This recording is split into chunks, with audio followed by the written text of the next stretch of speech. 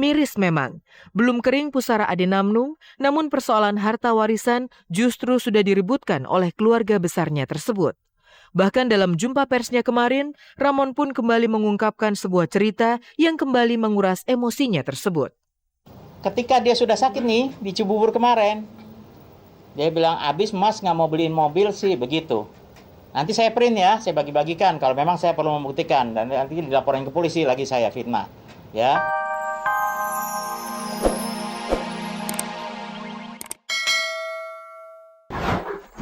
Seadanya itu kan udah kita omongin banget. Dia gebrak meja, kalau saya dimaki-maki. Itu pun juga nggak sampai meja tuh rusak atau apa gitu, cuma gini doang. Ini anak lagi sakit. Yang jagain tuh ayah angkatnya yang nggak diakui itu. Sementara dari sana SMS-nya adalah minta beli mobil. Dengan tegas semua tuduhan dan fitnah yang ditujukan kepada saya.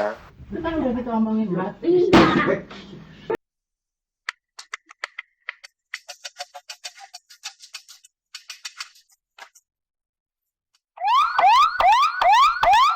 Kepergian Ade Namnung menyisakan polemik di antara orang-orang terdekatnya. Keluarga kandung almarhum tak terima dengan keberadaan Ramon Papana, orang yang selama ini diketahui sebagai ayah angkat Ade. Tak main-main, masalah ini justru berbuntut pada kasus hukum. Kemarin, ibunda kandung Ade Namnung Hariningsih bersama 12 anak keluarga lainnya mendatangi kediaman Ramon di kawasan Sentul, Bogor. Kedatangan keluarga besar Ade Namnung ini memang bukanlah tanpa sebab.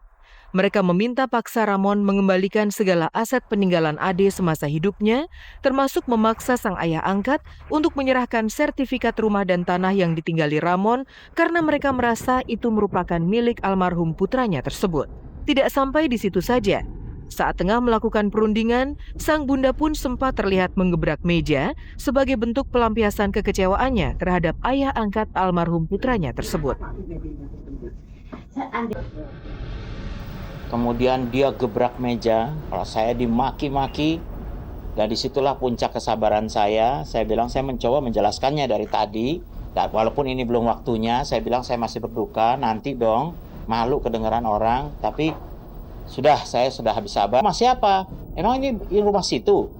Saya bilang iya ini rumah saya beli sudah lama dan ini atas nama saya. Oh mana sertifikatnya? Dari awal datang juga sudah ngomong-ngomong soal sertifikat, Mas. Mama kan mungkin emosi aja, dia itu pun juga nggak sampai meja tuh rusak atau apa gitu, cuma gini doang gitu. Mungkin kalau cowok kan biasanya dengan nada tinggi, tapi karena mama ini dalam gitu ya, orang tua dalam, jadi dia mengungkapkannya tuh begini gitu loh, dan itu dianggapnya mungkin beda dari pihak sana gitu. Selain itu, Ramon juga semakin dibuat kecewa dengan tuduhan pihak keluarga kandung almarhum. Menurutnya, selama kurang lebih 21 tahun lamanya, Ade telah tinggal bersamanya, bahkan sudah dianggap sebagai anak sendiri, seperti halnya anak-anak kandung Ramon. Bahkan Ramon pun mengaku bahwa dialah yang telah menjadikan Ade sebagai komedian terkenal hingga tutup usianya. Ade Namnung itu kan 21 tahun tinggalnya di rumah saya. Kemudian alamatnya, kartu keluarganya, KTP-nya di rumah saya. Dan dia berangkat keluar kota itu dari rumah saya. Kemudian di kamarnya di situ, barang-barangnya semua di situ. Jadi itu rumahnya dia kan. Kami hanya mau tahu aja dan itu hal yang wajar bagi saya. Bagi keluarga kami itu hal yang wajar. Kami mau menanyakan bagaimana dengan KTP Mas Samsul, gimana KTP-nya.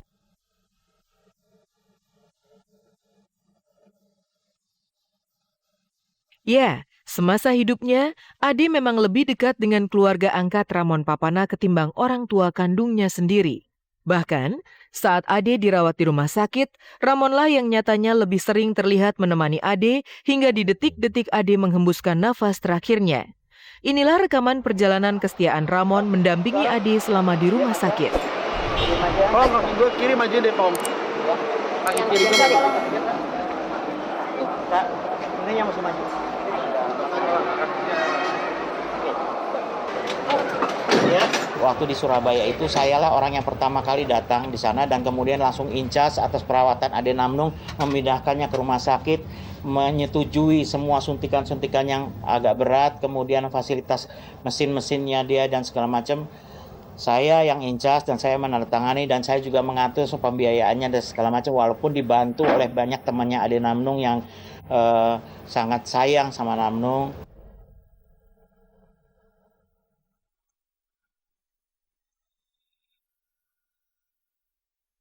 Miris memang, belum kering pusara Ade Namnung, namun persoalan harta warisan justru sudah diributkan oleh keluarga besarnya tersebut. Bahkan dalam jumpa persnya kemarin, Ramon pun kembali mengungkapkan sebuah cerita yang kembali menguras emosinya tersebut. Ketika dia sudah sakit nih, di Cibubur kemarin, dia bilang, abis mas nggak mau beliin mobil sih, begitu. Nanti saya print ya, saya bagi-bagikan kalau memang saya perlu membuktikan. Dan nanti dilaporin ke polisi lagi saya fitnah. Ya, saya akan print dan saya punya buktinya. Kemudian Ade menulis balasannya, iya maaf uangnya kepake untuk rumah sakit, aku pengen cepat sembuh, aku pengen kerja keras, kasih waktu aku 3 bulan, katanya dia begitu, nanti aku belikan mobil. Adik kandungnya minta mobil untuk ibunya di saat adik sedang terbaring. Ini anak lagi sakit. Yang jagain tuh ayah angkatnya yang gak diakui itu. Sementara dari sana SMS-nya adalah minta beli mobil. Itu sih tega itu gak ada, setega itu. Enggak. Kalau memang minta wiritan itu iya. Ya, Minta doa-doa iya. Titip mamahnya iya. Tapi kalau minta mobil ya Allah. ada. Nggak ada, Mbak. Buru-buru saya paling kemarin nggak berani, sebetulnya nggak berani saya, apalagi orang lagi sakit mas. Nggak minta berarti nggak benar.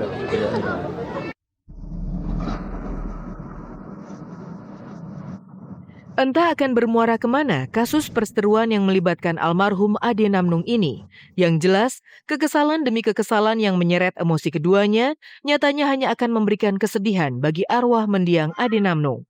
Dan pasca perseteruan dengan pihak keluarga besar Ade tersebut, Ramon pun langsung melaporkan keluarga Ade ke Polsek Babakan Madang, Bogor, atas dugaan perusakan dan perbuatan tidak menyenangkan yang justru menyeret nama ibu kandung Ade, Nyonya Hariningsih, sebagai pelaku tindak kekerasan tersebut.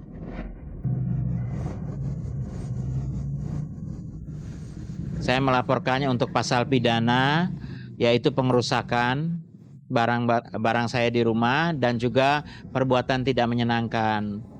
Dan tersangkanya karena yang lain saya nggak tahu namanya, jadi dan kebetulan yang gebrak meja dan memecahkan vas bunga itu adalah ibu kandungnya Ade Namnung bernama Hariningsih.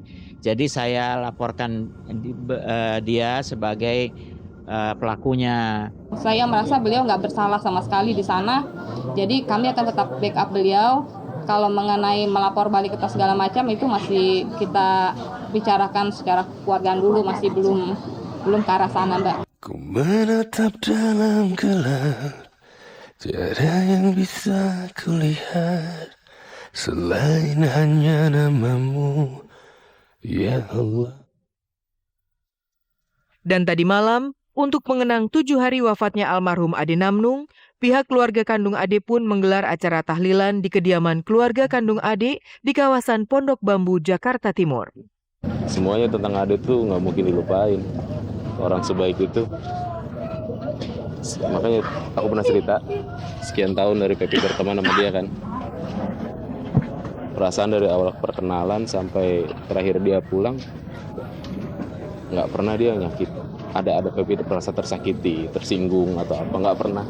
Maksudnya nggak ada masalah kayak gini-gini, nggak. Kita ini anak saya baru meninggal, jadi kita luruskan yang bagus-bagus saja, kita berdoa mudah-mudahan anak saya itu diberi